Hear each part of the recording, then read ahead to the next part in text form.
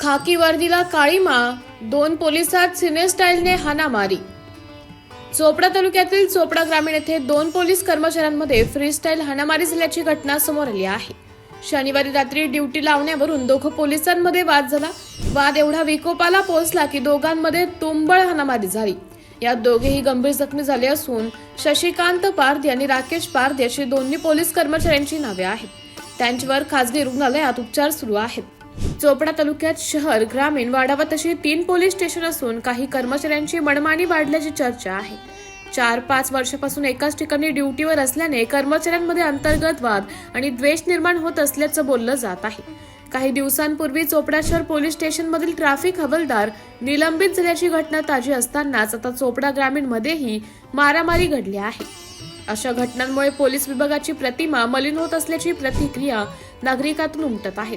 या प्रकरणी संबंधित कर्मचाऱ्यांवर शिस्तभंगाची कारवाई करण्यात येणार असल्याची माहिती पोलीस उपविभागीय अधिकारी अण्णासाहेब घोलप यांनी दिली आहे।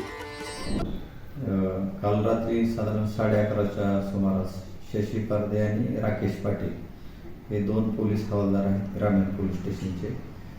आपसात मतभेद आहेत आणि ते रात्री घरी गेल्यानंतर ड्युटीवरून आपसात दोघांचं फोनवरून काही बाचाबाची झाली आणि त्यानंतर मग दोघांची मारामारी झाली। आणि निश्चित हे दोन्ही जे अंमलदार आहेत ते बऱ्याच वर्षापासून एक साधारण 4 ते 5 वर्षापासून या ठिकाणी आहेत आणि ड्युटीच्या अनुषंगाने एकमेकाची काही कमी जास्त मागं पुढं ड्युटी लागली असेल, पण हा त्याला मार्ग नाही।